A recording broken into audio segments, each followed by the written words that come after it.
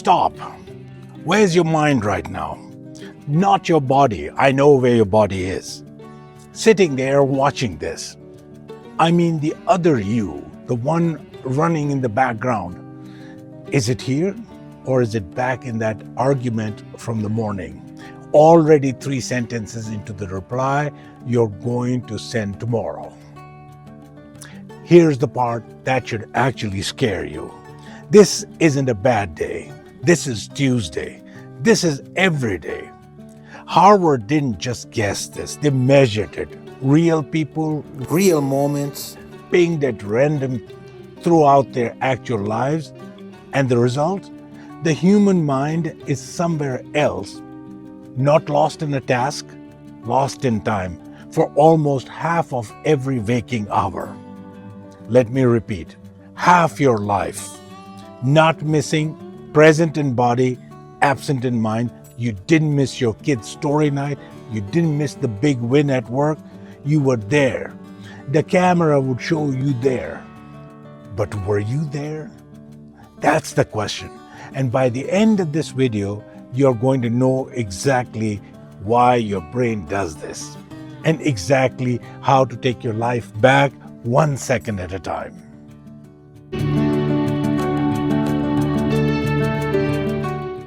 Let's make this real.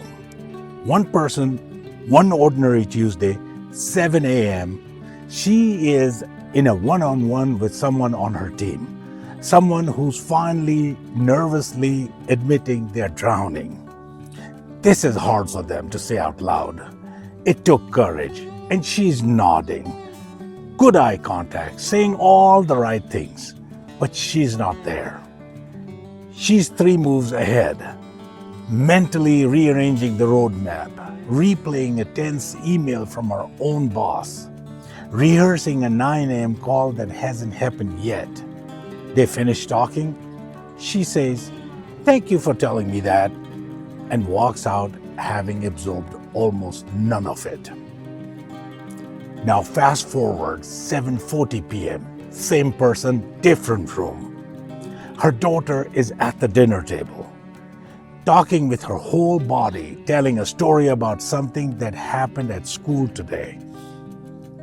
It clearly matters to her, and her mother is nodding.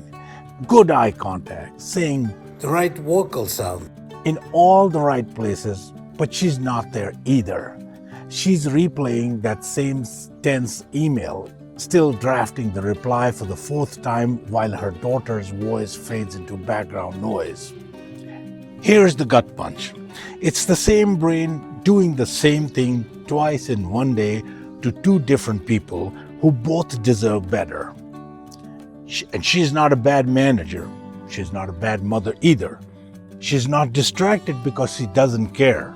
She's distracted because an untrained mind does this automatically.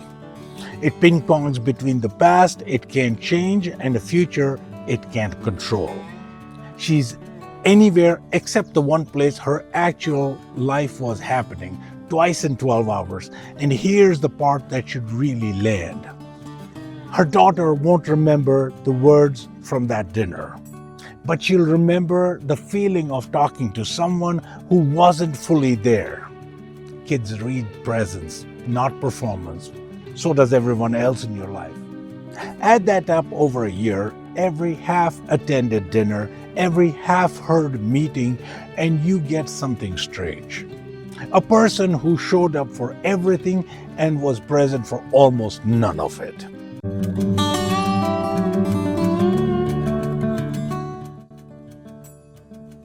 Here's the wild part. This isn't a new problem. Humans have been catching their own minds doing this for thousands of years across cultures that never even met each other. Sufi mystics have a phrase for the person who'd mastered this. Ibnul Waqt, the child of the moment. Not someone who drifts through life passively, someone who trains on purpose to belong completely to this moment. Not the one that already left, not the one that hasn't shown up yet. In the Vedic tradition, there's Sakshi Bhava, witness consciousness. Think of it like this. Imagine you as a person standing at a window watching thoughts drive past like cars on street. You're not trying to stop the traffic. You're just training the part of you that notices the traffic instead of climbing into every car that drives by. Zen Buddhism made this even more simpler. Every time your mind wanders, you bring it back. Not once, every single time. And here's the whole point. The coming back isn't you failing at meditation. The coming back is the meditation. That's the entire rep, like a bicep curl of your attention. And Hermetic tradition leaves us with an idea sometimes called the eternal now, that ultimate reality only ever exists in this instant. The past and the future are things your mind builds, not places you can actually stay in. 4 traditions, 0 contact with each other across most of human history. Same discovery. That's not a coincidence. That's a signal.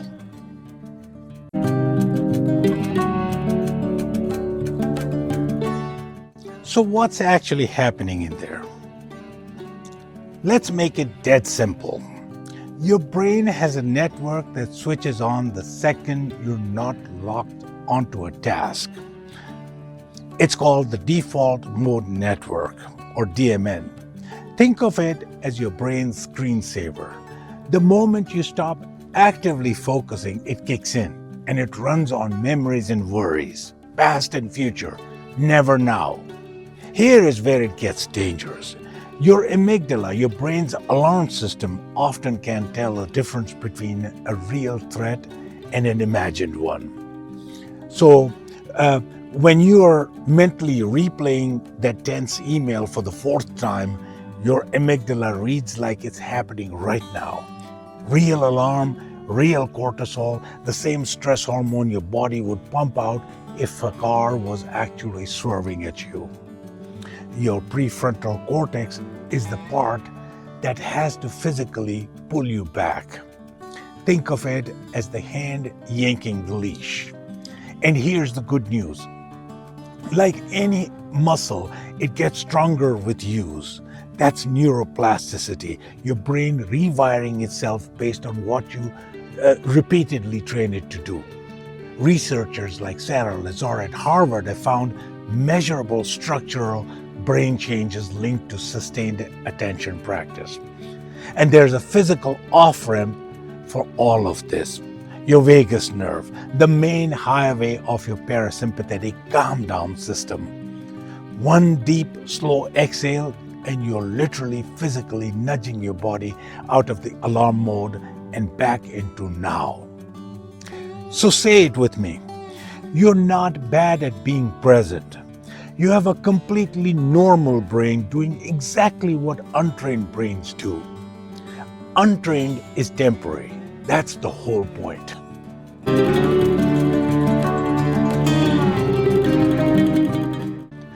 Let's bring it home. The problem is real. Your mind spends nearly half its life somewhere other than here. And that costs you the dinners, the meetings, the actual texture of your one single life. The ancient caught this thousands of years ago. The neuroscience just caught up. But here's the good news, and it's simpler than you think.